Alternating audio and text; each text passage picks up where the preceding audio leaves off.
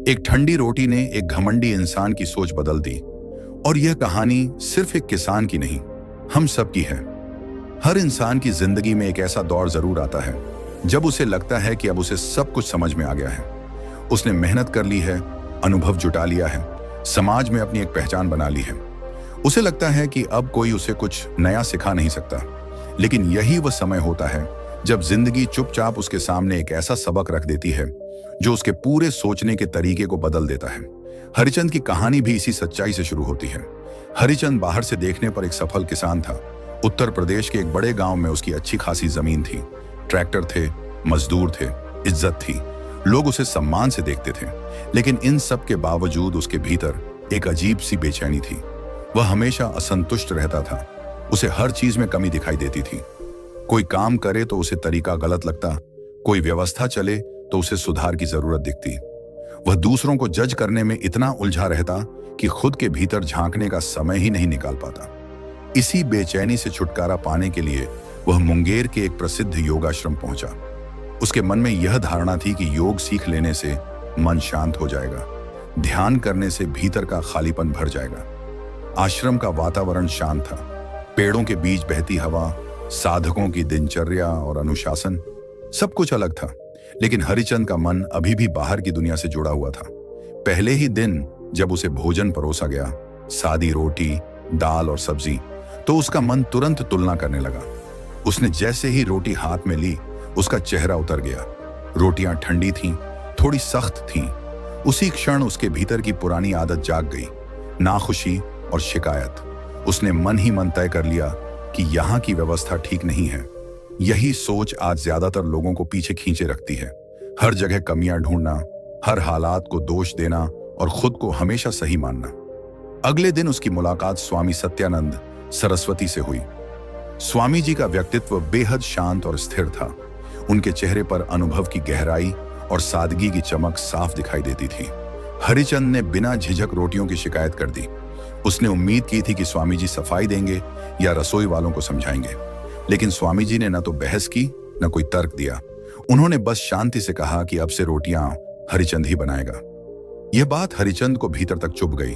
उसके अहंकार को ठेस पहुंची। उसे लगा कि यह काम उसके स्तर का नहीं है। उसने पूरी जिंदगी खेतों में मेहनत की थी, धूप में पसीना बहाया था, लेकिन कभी यह नहीं सीखा था कि हर तरह की मेहनत सम्मान के योग्य होती है।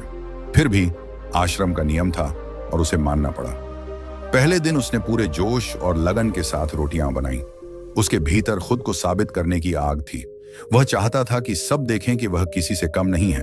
रोटियां गोल बनी, गर्म बनी, मुलायम बनी। सबने तारीफ की। उस तारीफ ने उसके अहंकार को थोड़ी राहत दी और उसे अच्छा भी लगा। लेकिन असली सच्चाई वहां खत्म नहीं हुई, बल्कि वहीं से शुरू हुई। दूसरे दिन वही काम दोहराना पड़ा।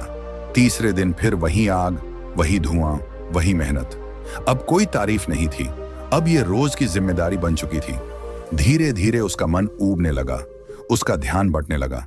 रोटियां फिर से वैसी ही बनने लगीं जैसी पहली रात उसने शिकायत की थी, अधपकी, सख्त और ठंडी। यहीं से हरिचंद को पहली बार समझ में आया कि किसी भी काम की असली कीमत पहले दिन के जोश से नहीं, बल्कि रोज निभाने से समझ में आती है। जो काम बाहर से आसान लगता है, वह अंदर से उतना ही भारी होता है। निरंतरता वही चीज है जिससे ज्यादातर लोग हार मान लेते हैं। एक दिन वह जानबूझकर देर से रसोई पहुंचा। भोजन में देरी हो गई। जब कारण पूछा गया तो वह झूठ नहीं बोल पाया। उसने स्वीकार किया कि वह थक चुका है, ऊब चुका है। उसी दिन स्वामी जी ने सब साधकों के सामने एक बात कही जो हरिचंद के दिल में उतर गई।